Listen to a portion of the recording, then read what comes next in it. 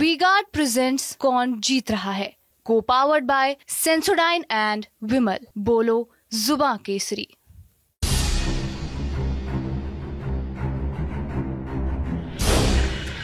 तो लोकसभा चुनाव कवर करते करते हम पहुंच गए हैं एक और हॉट सीट, जौनपुर लोकसभा। चर्चा के कई कारण हैं। चर्चा जिस तरीके से टिकट बंटवारा हुआ यहाँ पर, उसको लेकर भी लगातार बनी रही। धनंजय सिंह जो कि बाहुबली नेता हैं, उनका टिकट मिलना, फिर टिकट उनका कट जाना, ये एक चर्चा का विषय रहा। और फिलहाल हम जौनपुर में एकदम गोमती नदी के किनारे खड़े हुए हैं। बगल में शाही पुल है और इस पुल को क्या बोलते हैं भाई साहब? सद्भावना पुल। और पीछे सामने जो दिख रहा है उस तरफ, वो यहाँ जौनपुर का किला है। और नदी और नज़ारे आप देख ही रहे हैं। समझेंगे लोगों से जौनपुर के कि क्या मुद्दे हैं यहाँ के चुनाव में, लोग किन फैक्टर्स के आधार पर मतदान करने वाले हैं। अगर प्रत्याशियों की बात करें तो यहाँ से बीजेपी ने प्रत्याशी बनाया है कृपाशंकर सिंह को। अगर समाजवादी पार्टी की तरफ से बात करें तो बाबू सिंह कुशवाहा, जो कि मायावती के ज़माने में मंत्री रहा करते थे, उनको बनाया है। और अगर बहुजन समाज पार्टी की बात करें तो श्याम सिंह यादव, जो कि फ़िलहाल में सांसद भी हैं जौनपुर के, उनको एक बार फिर से उतारा गया है। हालांकि टिकट बसपा से पहले श्रीकला रेड्डी को मिला था, जो कि धनंजय सिंह की पत्नी हैं। उनका टिकट कट गया है।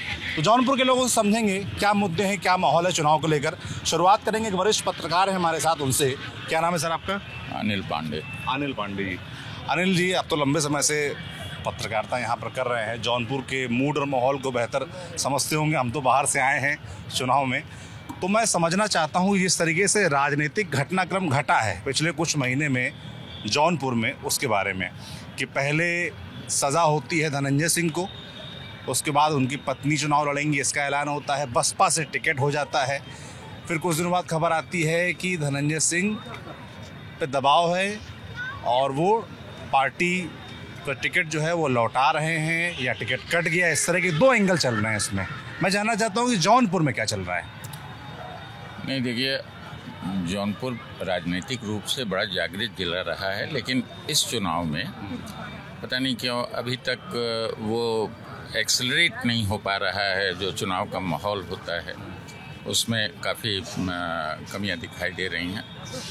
जहाँ तक धनंजय सिंह की बात है, उन्होंने एक समय जब उनकी पत्नी श्रीकला रेड्डी को टिकट मिला था, तो ये पूरे पूर्वोत्तर भारत सहित ये काफ़ी कई राज्यों में इसकी चर्चा रही जी। लेकिन एकदम ऐन मौके पर उन्होंने अपना नाम वापस लिया। उनका कहना है कि मैंने नहीं नाम वापस लिया, मेरा नाम काट दिया गया और वर्तमान सांसद श्याम सिंह यादव को दे दिया गया। लेकिन ऐसा है नहीं, कहीं कहीं से इनके ऊपर दबाव था। कुछ राजनीतिक घटनाक्रम इतनी तेज़ी से घटे रातों रात।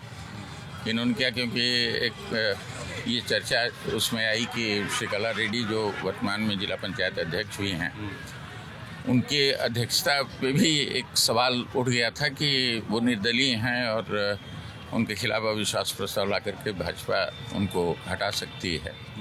तो सारी चीज़ें थी, तो उन्होंने बैकफुट पर जाना उचित समझा। बाद में फिर जो घटनाक्रम हुए तो उसमें एक बयान आया कि ये भाजपा को अपना समर्थन दे रहे हैं। धनंजय सिंह भाजपा को समर्थन दे रहे हैं। लेकिन मैं अपने नज़रिए से देख रहा हूँ कि जो चीज़ें होनी चाहिए थे, अगर समर्थन दे रहे थे तो खुल करके सामने आना चाहिए, आपको दिखाई देना चाहिए, मंचों पे दिखाई देना चाहिए, उनके साथ कंधे से कंधा मिला के चलना चाहिए। वो चीज़ें नहीं दिखाई दी ना, उनके समर्थक भी इस तरह से नहीं दिखाई दे रहे हैं। आप कह रहे हैं कि धनंजय सिंह और कृपाशंकर सिंह एक मंच पर एक साथ प्रचार करते नज़र नहीं आ रहे हैं। वो अलग बात है कि धनंजय सिंह ने समर्थन का ऐलान कर दिया बीजेपी को। बस यही बात है। इससे क्या फ़र्क आ रहा है ग्राउंड पे? नहीं, देखिए, अब जो इनके वोट बैंक हैं धनंजय सिंह के, ऐसा तो है नहीं कि उनके पास वोट बैंक नहीं है। वो पूर्व में सांसद भी रहे हैं, विधायक भी रहे हैं, 2009 में सांसद रहे हैं। वो मैसेज नहीं जा रहा है। मैसेज आता है ना कि भाई हमारे जो लीडर हैं वो साथ में खुल करके हैं, तो वो चीज़ मैसेज जा नहीं रहा है। तो अभी वहाँ पोह में लोग पड़े हैं कि क्या करें। लेकिन राजपूत मतदाता तो निश्चित रूप से कुछ संख्या बीजेपी के पक्ष में बढ़ोतरी तो हुई है धनंजय सिंह के नहीं लड़ने से। अब जैसे कि 3 प्रत्याशी हैं, श्याम सिंह यादव जो फिलहाल सांसद हैं, और कृपा शंकर सिंह जो बीजेपी की तरफ से हैं, और बाबू सिंह कुशवाहा जो समाजवादी पार्टी और इंडिया गठबंधन की तरफ से प्रत्याशी हैं। तो इन 3 प्रत्याशियों को लेकर जौनपुर के लोगों में क्या चर्चा है, कैसे देख रहे हैं? क्योंकि मैं देख रहा हूँ कि बाहरी की बहुत बात हो रही है कि बाहरी लोग हैं। मैं लोगों से बात कर रहा था कहीं। देखिए, टफ फाइट तो ये निश्चित रूप से भाजपा और इंडिया गठबंधन में ही है। अच्छा।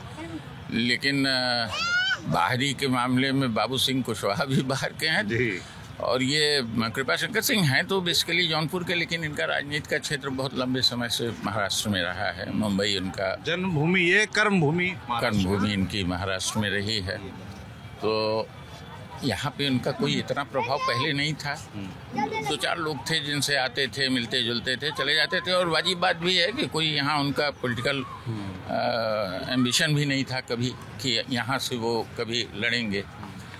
3 साल पहले भाजपा में शामिल हुए और टिकट मिल गया। तो जो देखिए, एक चीज़ और भी है कि जो यहाँ के लोग थे जिन्होंने दावेदारी अपनी रखी थी कि हम चुनाव के लिए तैयार हैं, उसमें यहाँ जो समर्पित नेतागण थे, कार्यकर्ता थे, पूर्व IAS भी 2 इसमें मैदान में उतरे हुए थे। तो अभिषेक सिंह बड़ा चर्चा में रहते हैं, आपके जिले के DM भी रहे हैं कभी? नहीं, अभिषेक नहीं, DM दिनेश कुमार सिंह थे। दिनेश कुमार सिंह। अभिषेक कभी रहे हैं? नहीं, यहाँ नहीं रहे। वो IAS अधिकारी थे। और ये सारी चीज़ें थीं। तो अब इन लोगों को, किसी को उसमें इन लोगों की दावेदारी कहीं से नहीं। यहाँ के जिला अध्यक्ष भी अपना नाम लगाए हुए थे पुरुषराज सिंह के, हम भी टिकट के दावेदार हैं। अब उनकी मजबूरी है कि वो साथ तो देंगे ही, लेकिन कितना देंगे, या और जो लोग हैं जो दावेदार थे, जो जिनके पास वोट बैंक भी है, वो कितना साथ देंगे, अब ये तो उन लोगों के मन की बात है, उसको तो कोई कह नहीं सकता। लेकिन स्थितियाँ बहुत ये हम खुल के नहीं कह सकते हैं कि नहीं उनके पक्ष में जा रही है, या सपा के पक्ष में जा रही है, या बसपा के पक्ष में जा रही है। आप कह रहे हैं अच्छा कॉन्टेस्ट है? कॉन्टेस्ट समाजवादी पार्टी और भाजपा के बीच में कॉन्टेस्ट, बीच में इंडिया में और भाजपा में है। अच्छा। इंडिया और भाजपा की लड़ाई है। हाँ। और ऊँट किसी भी तरफ करवट बदल सकता है। अच्छा, बहुत धन्यवाद। अब थोड़ा लोगों से बात करते हैं, समझते हैं कि मुद्दे क्या हैं क्षेत्र के। क्या नाम है सर आपका? जगत नारायण चौरसिया। क्या करते हैं आप? हम बिजनेस करते हैं। बिजनेस करते हैं। रहने वाले हैं जौनपुर के हैं? हाँ। अच्छा। तो जैसे अब चुनाव चल रहा है, तो चुनाव के समय आदमी सोचता है ना, थोड़ा मन में हिसाब किताब चलता है कि किन चीज़ों पर वोट देने वाले हैं, क्या मुद्दे रहेंगे हमारे। तो जौनपुर वालों के क्या मुद्दे हैं चुनाव में? जौनपुर विकास हो, जिससे ये विकास हुआ जो है, एक है ऐसे विकास चाहते हैं। ओके, ये भाजपा का राज में डेवलप हुआ, जो घाट जो बना है, तो ऐसे ही बहुत से विकास हुए हैं। तो ऐसा ही चाहते हैं लोग। और क्या चाहते हैं? जैसे आपने बताया कि ये घाट बना है, और आपकी नज़रों में क्या हुआ है और क्या एक्सपेक्टेशंस है, मतलब उम्मीदें क्या हैं?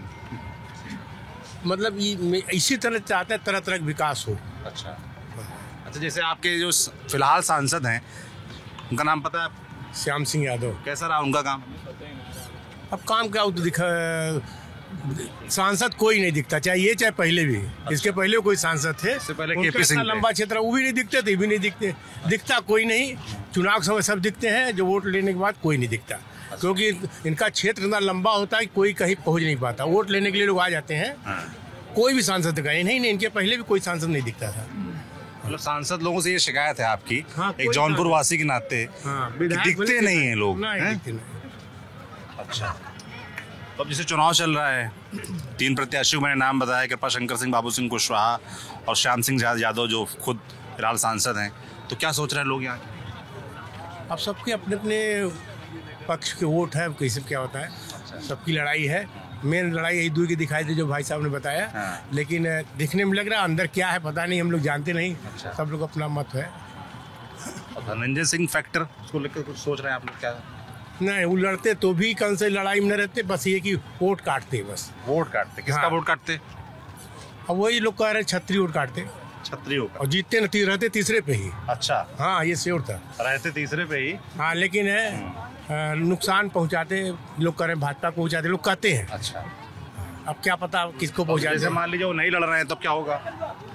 तो अब नहीं लड़ रहे हैं, तो अब लड़ाई तब सभा बात लड़ नहीं रहे सर, लड़वा रहे हैं? हो सर, लड़वा तो रहे। क्या नाम है आपका? सर समीर खान नाम है मेरा। समीर खान। जी। क्या करते हैं समीर आप? सर कुछ करते नहीं, अभी पढ़ाई चल रही है। पढ़ाई। जी। अभी कॉलेज में हो, ग्रेजुएशन कर रहे हो? ग्रेजुएशन नहीं चल रहा हमारा। वोट बन गया है? नहीं सर, अभी तो फिलहाल नहीं बना। यार ग्रेजुएशन में तो उम्र तो हो गई होगी। हाँ सर, हो गई, एज हो गई। वोट क्यों नहीं बनवाया?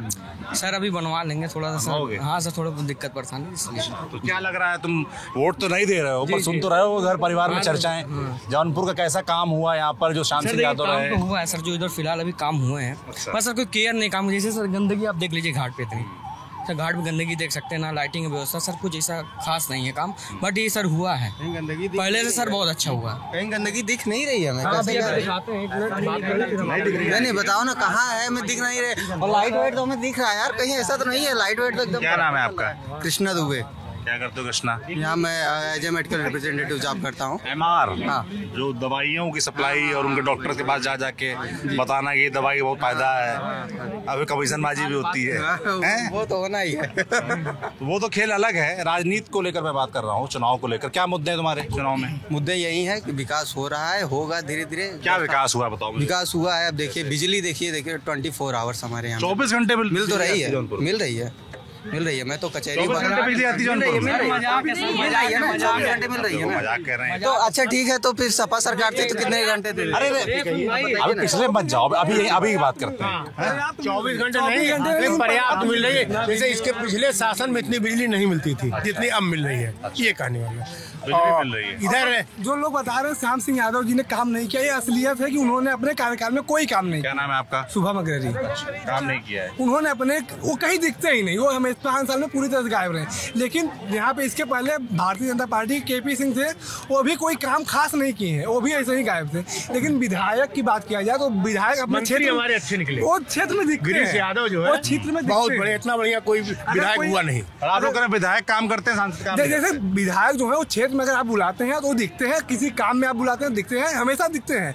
और ये सब जो क्षेत्र में काम हुआ है उनके निधि से हुआ है, उनके कार्यकाल में हुआ है। लेकिन सांसद की निधि से या सांसद के कार्य द्वारा, सांसद के द्वारा कोई कार्य हमारी नहीं क्या किया। अपेक्षाएं रहती है सांसद से, क्या होना चाहिए? सांसद की जो उनकी निधियाँ आती हैं या वो अपना खर्चा ही नहीं करते, आगे जाते वापस चली जाती हैं। ये वो काम और उस क्षेत्र में दिखते भी नहीं, किसी काम में, कहीं गली चौराहे मोहल्ले में किसी कहीं नहीं दिखते हैं। कब ये चुनाव का मौसम में 2-3 जगह पे आप देखेंगे तो कहीं कहीं आपको सोलर लाइट इसमें दिख जाएगा, 2-4 जगह हम देखें। इधर आपके मल्ली की साइड जब जाएंगे उधर 2-4 जगह हम देखे हैं, बाकी पूरे शहर में कोई काम उनका नहीं है। अच्छा, हाँ, तो जैसे अब चुनाव चल रहा है ना, तमाम प्रत्याशी सामने आ गए हैं, क्लियर हो गया है कौन कौन मैदान में है, तो अब चुनाव को लेकर क्या देख रहे हो?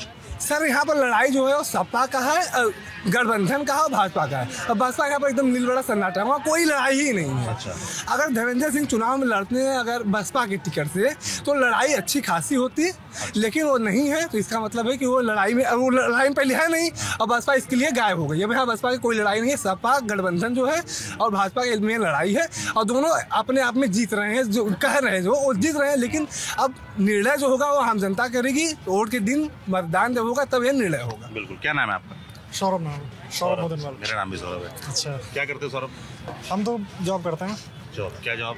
इंडसइंड बैंक में फाइनेंशियल। अच्छा अच्छा। फिर इलेक्शन चल रहे, वोट बनाना है आपका? नहीं, बोर्ड तो बना नहीं है फिलहाल तो। यार ये नौजवान साथी जौनपुर के वोट क्यों नहीं बनवा रहे हैं, क्या चक्कर है? इधर ये है, ग्रेजुएशन कर रहे हैं, तुम्हारा बना है? Good boy. क्या नाम है आपका? पंकज पाल पंकज। जी। क्या करते हो पंकज? पढ़ाई करता हूँ, BSc MLT। देखो तुम जॉब कर रहे हो, लड़का पढ़ाई कर रहा है, उसने बनवा लिया वोटर कार्ड।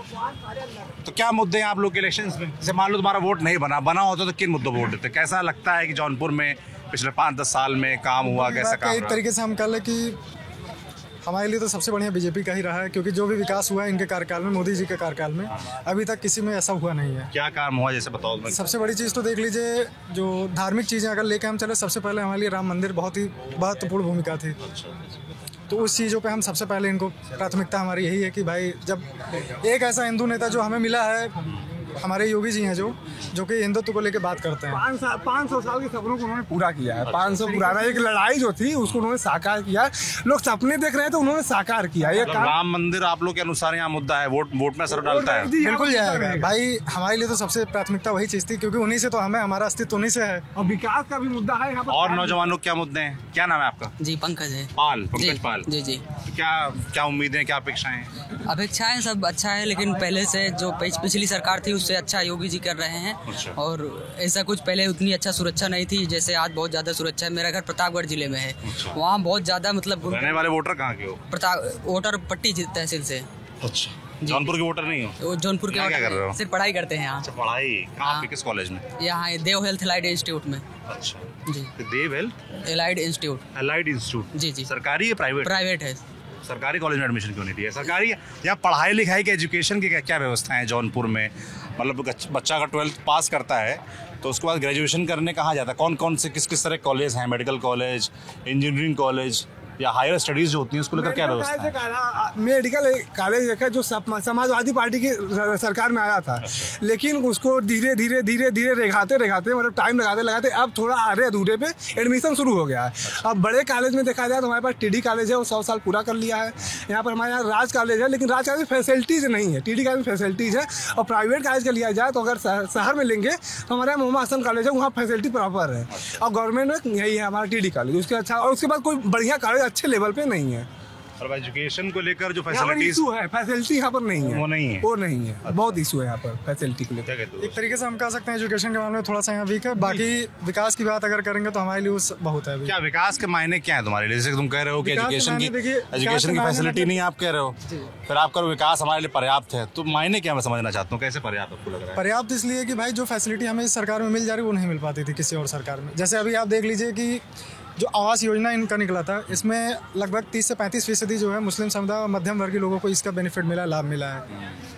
वृद्धा पेंशन वाला चला तो उसमें भी सबको बेनिफिट मिला है। और हमारे कुछ मित्र आ रहे हैं, उनको भी आवास योजना का बेनिफिट और लाभ मिला है। तो इस मामले में हम कह सकते हैं जो इन्होंने निकाली थी कुछ स्कीमें, उसका बेनिफिट हमारे रिलेटिव, हमारे कर्जन लोगों को मिला हुआ है।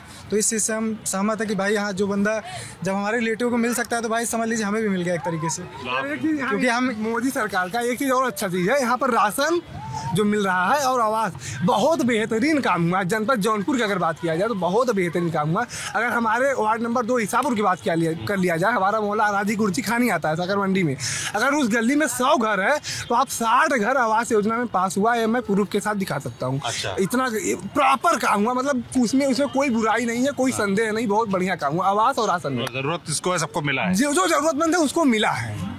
और जौनपुर कौन कौन रहने वाले लोग हैं? आप जौनपुर से हैं, क्या नाम है सर आपका? संजय श्रीवास्तव। क्या करते हैं संजय जी आप?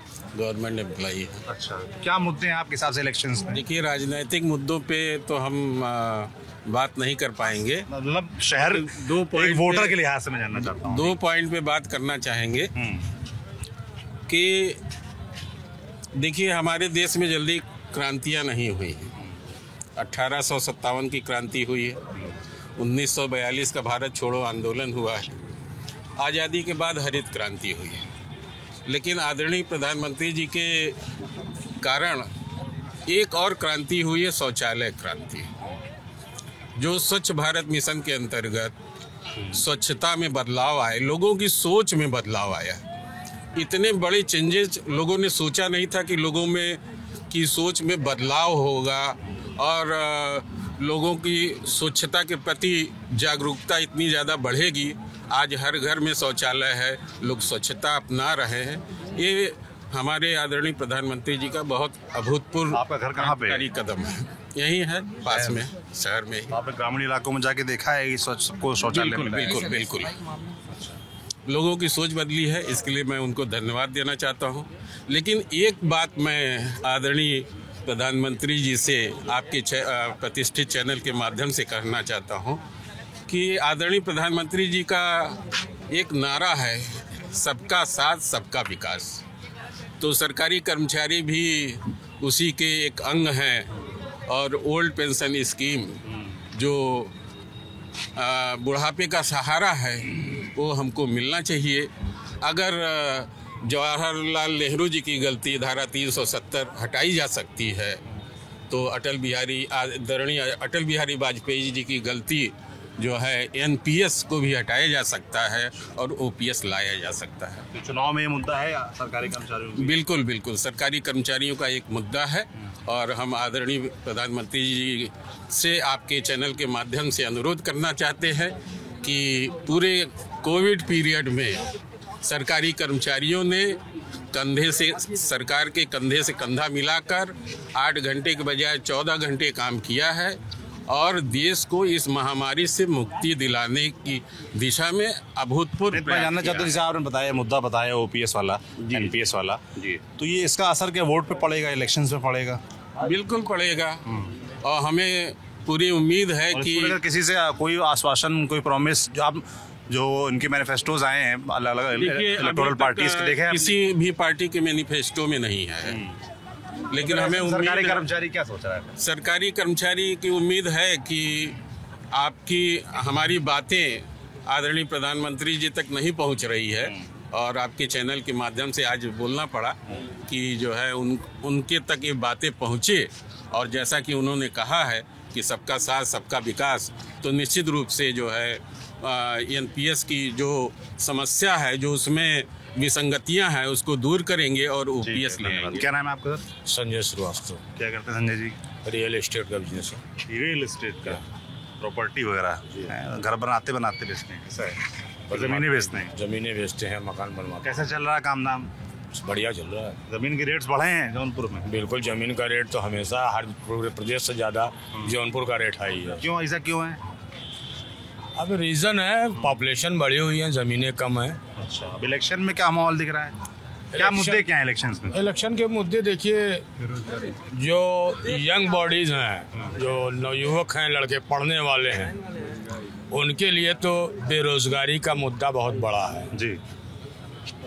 और जो छोटे मोटे दुकानदार हैं उनके बिजनेस पे काफ़ी असर पड़ रहा है चूँकि महंगाई की वजह से।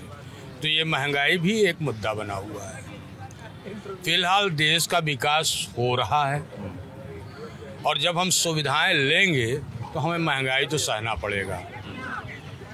देखा जाए तो पहले भी उतनी ही महंगी चीज़ें थी और पहले वही कमाई थी। आज कमाई बढ़ी है तो महंगाई भी बढ़ी है। अच्छा, आप कह रहे हैं कमाई बढ़ गई है? कमाई बढ़ी है तो जहाँ पहले 200 रुपये मजदूर 150 रुपये लेता था तो वहाँ 15 रुपये किलो जो है दाल बिकती थी और आज 700 रुपये ले रहा है। तो अगर 150 बिक रहा है तो कौन सा बुरा है?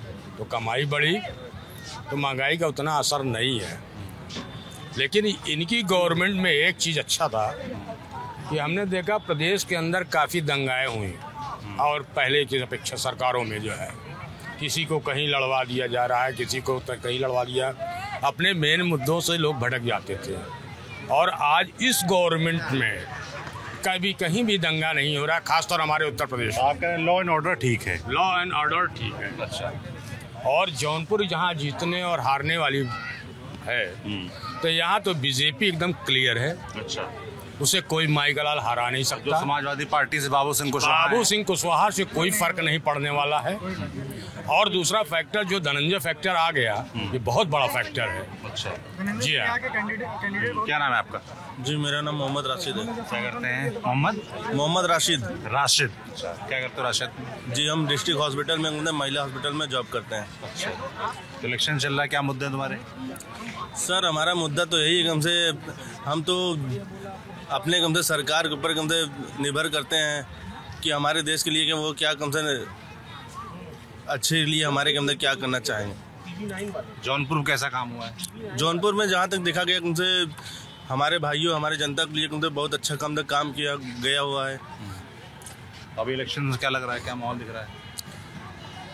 अब हम इसमें तो कुछ कह नहीं सकते। किन मुद्दों पर वोट पड़ेगा? किन मुद्दों पे सर? इसमें नहीं सोचा, वोट बना है जी। तुम क्या सोच के देते हो वोट? हम ये सोच के देते हैं कि हमारे कम से जो पब्लिक है, जनता है, कम से हमारे कम से भाइयों बहन है, उनको कम से बस एक अच्छी कम से सुरक्षा मिले, बस और कुछ नहीं। सुरक्षा। क्या नाम सर आपका? सर, मेरा नाम दीपचंद मौर्य है। क्या करते हैं आप? सर, मैं स्वयं अपना बिजनेस करता हूँ, व्यवसाय करता हूँ। अच्छा जी। रहने वाले यहीं जौनपुर? जी, प्रॉपर रहने वाले। आपको देखने नहीं लग रहा है आप पेंट घूम रहे हैं तो सर बिल्कुल नहीं, पूछ रहे तो फिर भी कई बार लोग जॉब के सिलसिले में, किसी अन्य सिलसिले में बाहर से आए होते हैं, बसे होते हैं। नहीं, अच्छी बात है। क्या आपके हिसाब से क्या मुद्दे हैं चुनाव को लेकर? सर देखिए, चुनाव का मेन मुद्दा सर शिक्षा स्वास्थ्य होना चाहिए। आज कंडीशन ये है कि प्राइमरी स्कूल में जाके देखें, एक विद्यालय में 10-10 टीचर हैं, बच्चे 50 हैं। सर वहाँ पे पढ़ाई नहीं हो रही है। और पढ़ाई क्या गवर्नमेंट तरफ से टाइम पे न तो बुक्स आ रही हैं, न तो कापी है, न तो किताब है, न तो ड्रेस है बच्चों को।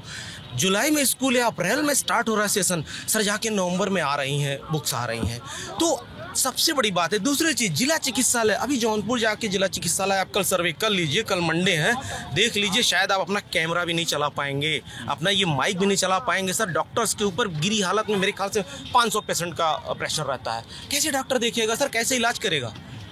ये कंडीशन है। तो हमें स्वास्थ्य चाहिए सर, बहुत ज़रूरी चीज़ है। आज कंडीशन है, डिस्ट्रिक्ट हॉस्पिटल बहुत अच्छा है बट वहाँ पे स्टाफ नहीं है सर, जिसकी वजह से वहाँ पे अव्यवस्था हमेशा फैली रहती है। कल मॉर्निंग आप मेरी बात मानिए तो कल मॉर्निंग आप 10 बजे या 9 बजे आप हॉस्पिटल पहुँच जाइए, ज़रा देख लीजिए पर्ची की लाइन क्या है और पेशेंट की कंडीशन क्या है सर। अच्छा, मैंने एक चीज और नोटिस की, जी सर बताएं। जब घूम रहा था जी तो आगे कौन सा इलाका मुझे नहीं पता, पर लाइन से प्राइवेट हॉस्पिटल्स थे, मैंने नोटिस किया। वो तो बाहर नहीं था, वो तो शहर के आउटर पे लगभग सारी जगह प्राइवेट। सर प्राइवेट हॉस्पिटल की कंडीशन क्या है? एक आदमी, मैं जानना चाहता हूँ कि मतलब इतने सारे प्राइवेट हॉस्पिटल्स होने का कारण क्या है? छोटे छोटे ही हैं, सब नहीं कि बड़े बड़े हॉस्पिटल्स हैं। कारण क्या है सर? देखिए नहीं प्राइवेट हॉस्पिटल तो आयुष्मान कार्ड तो जो एक्सेप्टेड है, एक्सेप्ट कर रहे हैं, ठीक है, आयुष्मान कार्ड तो अपनी जगह है। बट सर डिस्ट्रिक्ट हॉस्पिटल हमारा बहुत बढ़िया जिले का है बट वहाँ स्टाफ नहीं है सर, डॉक्टर्स नहीं है।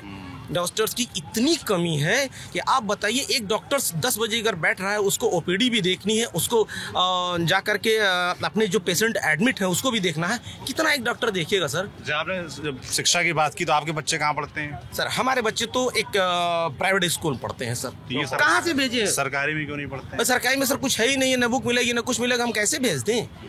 कैसे भेज दें सर? वहाँ टाइम पे स्टाफ नहीं आता है और पढ़ाई नहीं होती है और उसके बाद बुक्स नहीं आएगी, टीचर पढ़ाएगा क्या? चलिए पढ़ाई तो मुद्दा अलग बात है, अगर टीचर वहाँ बैठा है तो टीचर तो अच्छा होता है, उसके अंदर अपनी एक रिस्पेक्ट होती है, सेल्फ क्यों पढ़ाएगा? बट सर किताबें ही नहीं हैं बच्चों के पास, किताबें 6-6 महीने लेट मिलती हैं, कापियाँ लेट मिलती हैं, जबकि गवर्नमेंट की तरफ से टोटली मिलता है खर्च सरकारी स्कूल में। आप कह रहे हैं कि जो आप कह रहे हैं लेट लतीफी है, अगर ये ना हो, गवर्नमेंट के लाचारी, टीचर्स ध्यान दें तो आप अपने बच्चों को पढ़ाएंगे प्राइवेट? बिल्कुल पढ़ाएंगे सर। मुझे अगर दिल्ली जैसी व्यवस्था जौनपुर में मिल जाए, डेफिनेट है कि आप TV 9 से हैं तो डेफिनेट है कि आपने दिल्ली बहुत बाखूबी देखी होगी, ठीक है, और दिल्ली जैसी व्यवस्था मिल जाए। मुझे कुत्ते ने नहीं काटा है सर कि मैं अपने बच्चे की 1000 रुपये फीस दूंगा और उसके बाद सुनूंगा। मुझे स्कूल चाहिए, मुझे शिक्षा चाहिए सर। हर आदमी, आज जौनपुर जिले का 70% जो लोग हैं वो छोटा मोटा काम कर रहे हैं, उनकी एवरेज इनकम 15,000, 20,000, 25,000 है सर। इस 25,000 में इवन 40,000 पाने वाला, अब आप बताइए प्राइमरी का टीचर पाता है 60,000, 50,000, 40,000, मतलब स्टार्ट उनकी 42 से है, बट अपने बच्चे को बड़े बड़े कॉन्वेंट पढ़ाएगा तो वो क्यों नहीं पढ़ाता अपने बच्चों को पहले जहां खुद पढ़ा रहा है? उनके अंदर सोच ये है कि नहीं हमारा स्कूल सही नहीं है, और ये सच्चाई है, यही है सर। आप बिल्डिंग दे दीजिए ना, वैसे क्या दिक्कत है? एक स्कूल अगर एक जिले में बना के गवर्नमेंट दिखा दे सर, मॉडल के रूप में बना के दिखा दे, यकीन मानिए सारे स्कूल प्राइवेट बंद होने के कगार पे आ जाएंगे कि लोग को वेट रहेगा कि हमारे एरिया का स्कूल कब बनेगा। आप बताइए, एक स्कूल चाहे लर्नर्स हो चाहे माँ दुर्गा हो, इन सारे स्कूलों में सर 50-50, 40-40 किलोमीटर से बच्चे पढ़ने आते हैं, उन्होंने बस प्रोवाइड किया हुआ है, और प्राइमरी स्कूल गाँव में रह के वहाँ बगल का बच्चा नहीं आता। क्यों नहीं आता? हमारी मूलभूत सुविधाएं वहाँ सही नहीं है। अगर वो सही होती, teacher sir no doubt teacher इतने अच्छे इस समय प्रेजेंट टाइम में आप यूपी के प्राइमरी स्कूल में वेल एजुकेटेड टीचर हैं, और ये वही टीचर है जो सेंट पैट्रिक लर्नर्स में पढ़ाते थे, ये वही टीचर गए हुए हैं, बट उनकी व्यवस्था सही नहीं सर। उनको दिन रात लगा दिया जाता है, चुनाव के कार्यक्रम में दिन रात लगा दिया जाता है, बाहर वो जनगणना में दिन रात लगा दिया जाता है। कोई नहीं कोई सरकारी योजनाएं जो आएंगी प्राइमरी का टीचर करे, उसके बाद जब स्कूल जाएगा सर पढ़ाएगा क्या टीचर? न तो आप किताबें दे रहे हैं, न तो कापियाँ दे रहे हैं टाइम पे, न तो ड्रेस दे रहे हैं, न तो जूते टाइम पे दे रहे हैं, और टीचर को अगर चारी तरफ योजनाओं में आप भेज दे रहे हैं तो टीचर करेगा क्या सर? इनकी बात को मैं काट रहा हूँ जरा सा। अच्छा, क्या इन्होंने शिक्षा के ऊपर जो बताया है, टीचर से नहीं पढ़ा रहे हैं, नहीं दे रहे हैं। नहीं, हमने नहीं कहा। एक बात की सुनिए मेरी बात को, आप एक बात की जवाब दीजिए जी।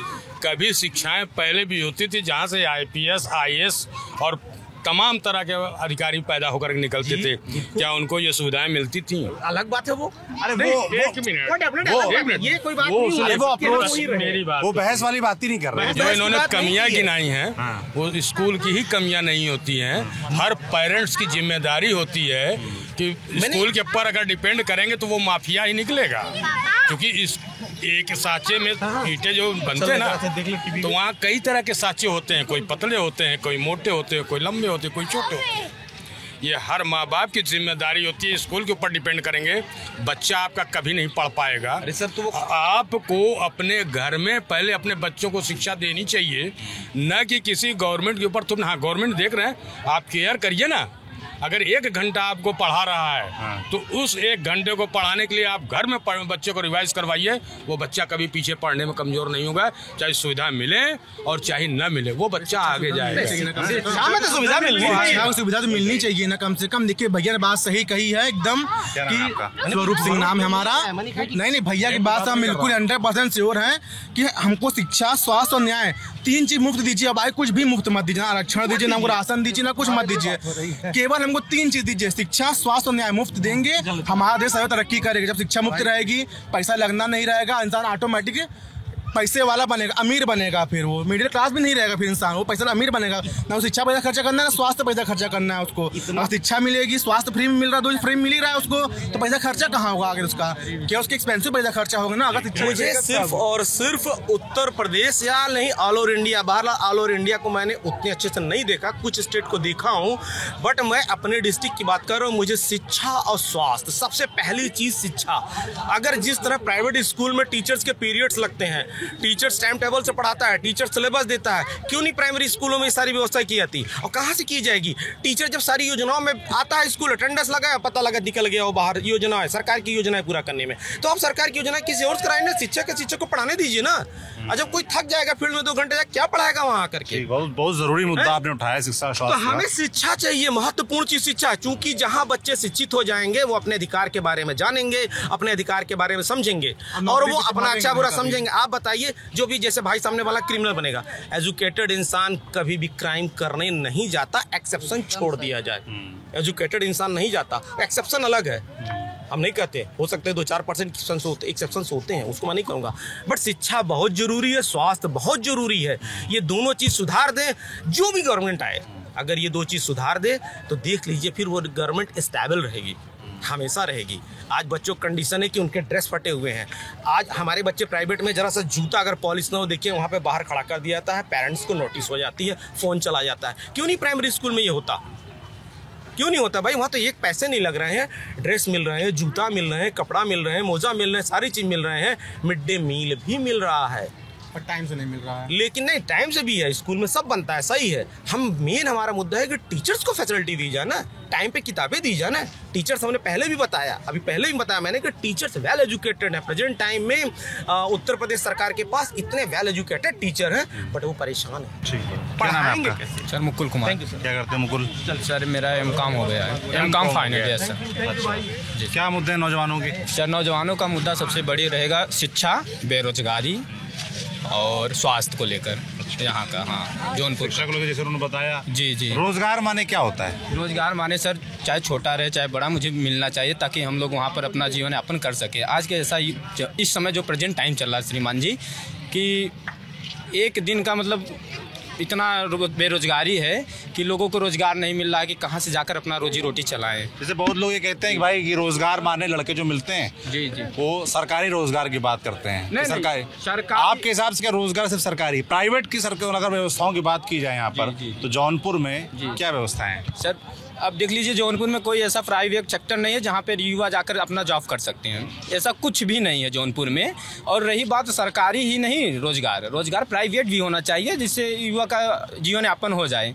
अब यहाँ पे सर ना कोई सेक्टर जैसे कि प्राइवेट भी हो जहाँ पे हम लोग जाकर अपना जीवन यापन कर सके 10-20-25 हज़ार की नौकरी के लिए लोगों को बाहर प्लान ही करना पड़ता है। तो सबसे बड़ी मुद्दा तो सर बेरोजगारी होगी, उसके बाद शिक्षा और स्वास्थ्य यहाँ का जी। और ये रही बात राशन वगैरह की सर, तो ये देखिए हमें शिक्षा मिल जाएगा ना तो हम लोग राशन ले लेंगे। 500 रुपये का राशन बहुत ज़्यादा, 1 महीने के लिए हम लोग इतना समझ लिए दुर्भाग्य हम लोगों का कि 1 महीना हम लोग वेट करते हैं कि राशन मिलने वाला है, और 7 किलो 5 किलो 10 किलो 12 किलो जो भी राशन मिलता होगा सर, तो उसके लिए सोचिए आप ही 15 दिन 20 दिन बहुत ज़्यादा चलता होगा, तो उससे क्या परिवार यापन कर लेगा? एक गरीब परिवार मिडिल क्लास तो नहीं कर पाएगा सर।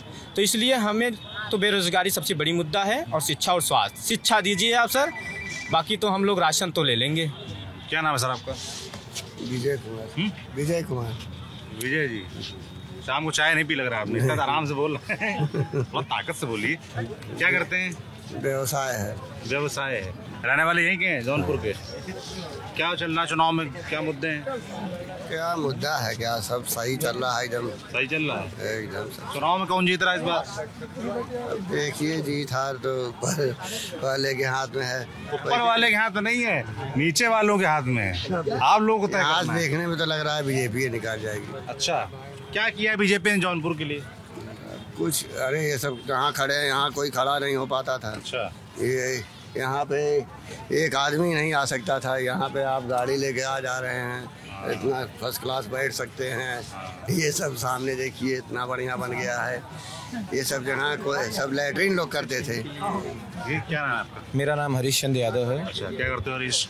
मैं पढ़ाई कर रहा हूँ सर। क्या पढ़ाई करते हो? मैं अभी बीएड करके एमएड भी कर रहा हूँ। एमएड, आगे क्या तैयारी है? आगे का बस वही जॉब का प्लान है, लेकिन अभी तक हम लोगों को कोई जॉब मिल नहीं सका सर। ये हम लोगों की बड़ी दुर्भाग्य की बात है। अभी इन्होंने कहा कि ये जो है या इससे कुछ होने वाला नहीं है सर। हमारे देश में लोगों को रोज़गार का सबसे बड़ा, जो युवाओं के लिए नौकरी की सबसे बड़ी ज़रूरत है। जो इस देश के लिए सबसे बड़ी दुर्भाग्य की बात है कि हम लोगों को 5 किलो के लिए राशन की लाइन में लगा दिया जा रहा है। हमको नौकरी चाहिए, 5 किलो राशन थोड़ी नहीं चाहिए। मिलता है आपको राशन? नहीं, राशन एलिजिबल होंगे तो मिलेगा ना, आप नहीं होंगे। अरे पिताजी क्या करते हैं आपके? पिताजी मेरे प्रधान जी। प्रधान जी।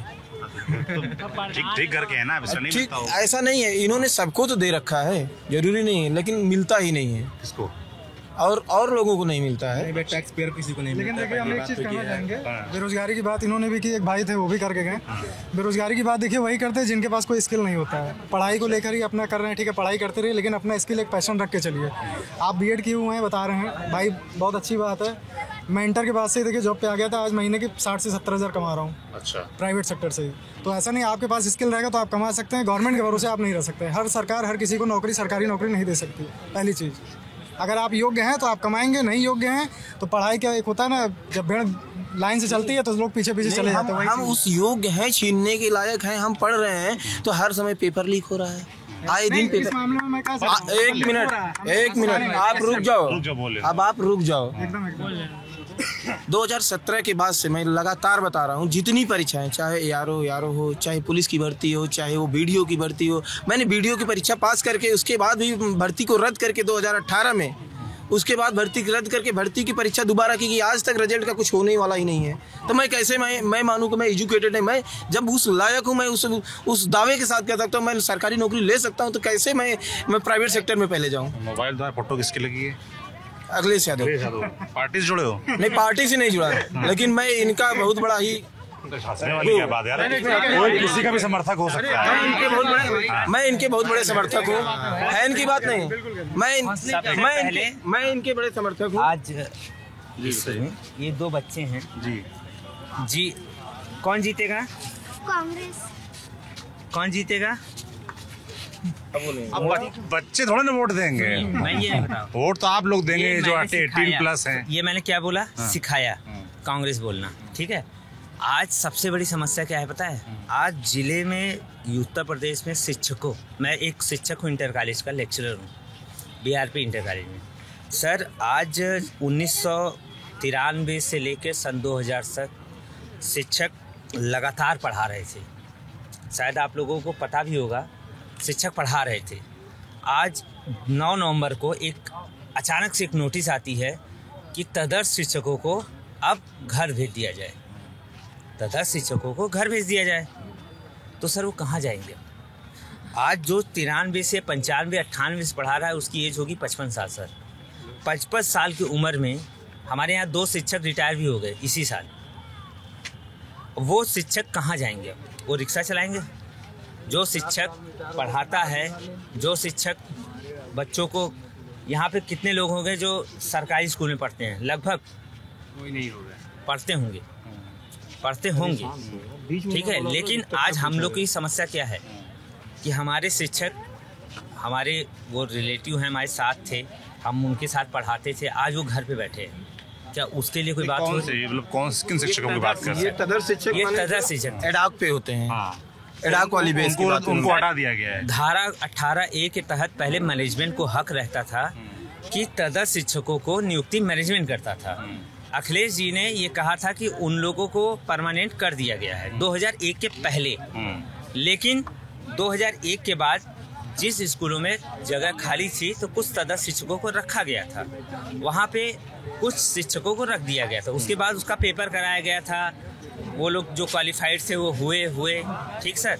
लेकिन जो 93 से पढ़ा रहा है शिक्षक, जिनको अखिलेश जी ने आश्वासन दिया था और कहा था कि ये सब परमानेंट हो गए हैं 2001 के पहले, आज वो शिक्षक घर पे बैठे हैं 8 महीने से बिना वेतन के। कहा लोगों ने शिकायत की किसी से, नेता से? यहाँ पर हर जगह सुप्रीम हाई कोर्ट में आप पढ़िए, पिटीशन मैं आपको दे रहा हूँ अभी व्हाट्सएप पे, आप पिटीशन पढ़िए। हाई कोर्ट ने कहा है कि 3 महीने के अंदर इनका सैलरी दी जाए, उनकी सैलरी नहीं मिल रही है उनको। मतलब सत्ता इतना उनका वो दबाव कर रही है, उनको सैलरी हाई कोर्ट के परमिशन पे भी नहीं दे रही है। वो लोग सुप्रीम कोर्ट गए, कल 17 तारीख को डेट लगी थी, सुप्रीम कोर्ट में डेट हुआ कि भाई इनका दिया जाए, लेकिन सरकारी वकील ने ये कहा कि डेट को 17 जुलाई को दी जाए, लेकिन वो शिक्षक अब कहाँ जाए?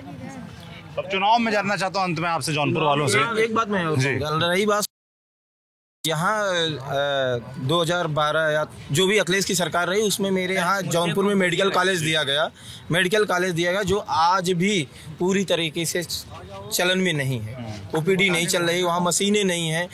कोरोना काल के समय में लोग भटके मरे, लेकिन वहाँ पे अभी तक कोई सुविधा नहीं हो पाई। भाजपा की दोबारा सरकार आई तब भी आज भी पूरी तरीके से वो स्वचालित नहीं हो पाई। जो आम गरीब जनमानस तड़प मतलब दर भटक रहे हैं कि मतलब मुझे इलाज हो पाए, उनको बाहरी की जांच लीजिए, अरे बाहर जाएं दवा ले लें, ये कैसा है? ये क्या हो रहा है? मान लीजिए ठीक है नौकरी, इन्होंने कहा कि आप प्राइवेट सेक्टर में, आदमी तब तक मेहनत करता है जब तक उसके दम में मतलब रहता है कि हम इस हक को अपना छीन लेंगे सरकारी के लिए।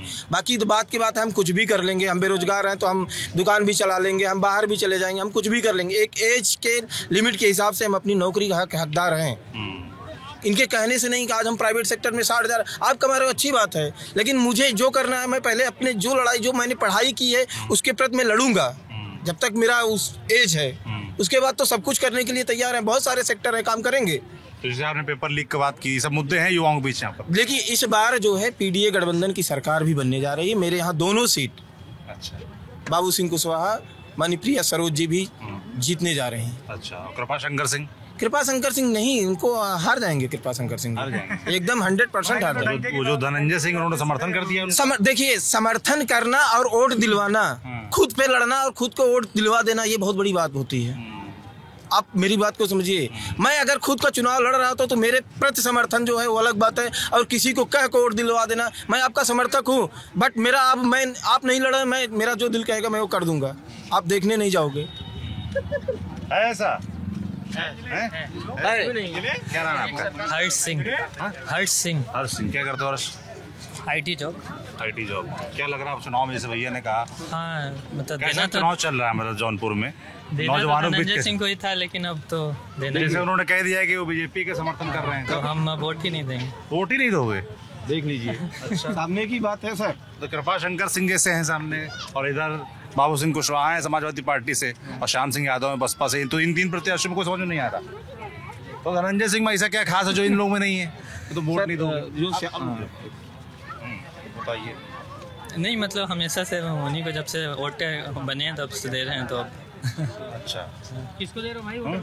जब से इन्होंने धनंजय से लड़े भाई, मल्ली लड़े विधानसभा में। वो 2012 से लगातार चुनाव हार रहे हैं, ठीक है। उन्होंने एक प्रयास जारी किया कि हमें किसी पार्टी का समर्थन मिल जाएगा तो मैं चुनाव जीत जाऊंगा, और राइट फैक्टर रहा कि वो चुनाव जीत ही जाते, लेकिन बट वो अब जो उनका दबदबा रहा जो भी रहा, लेकिन वो दबाव में जो है अपना सारा चीज़ व्यर्थ कर दिए हैं। रही बात वो एक नेता हो जाना अलग बात है, किसी को वोट दिलवा देना अलग बात है, दोनों बहुत डिफरेंट चीज़ें हैं। क्या नाम दोस्त? नमन सिंह। नमन, क्या करते हो नमन? इंटर पास अभी हुए हैं, अभी प्रमोट हुई कॉलेज। वोट बना दोबारा? हाँ बन गया। हाँ। तुम यार ठीक आदमी। तो अच्छा मत वोट देने वाले इस बार? अब बीजेपी पे। अरे यार मुद्दा पूछ रहे तो पार्टी बता दी। मुद्दा विकास पे जौनपुर। आप तो पीछे हो गया, अब तो बता ही दिए सीधे। अब हो गया बस। बीजेपी क्यों दोगे बीजेपी को? आखिरकार मैं ये जानना चाहूंगा, समाजवादी पार्टी ने इस जौनपुर में जीत के भी क्या कर लिया है? इनके माननीय लक्की यादव ने क्या ही कर लिया है पूरे जौनपुर भर में? हाँ, जो विधायक इस समय क्या ही कर लिए, न एक लाइट लगी है। कृपा करके आप शांत रहिए, हम अपना बात से पहले रख लें। न इन्होंने न लाइट लगवाया, न रोड के विषय में चर्चा किया, न स्कूल कॉलेजेस के बारे में।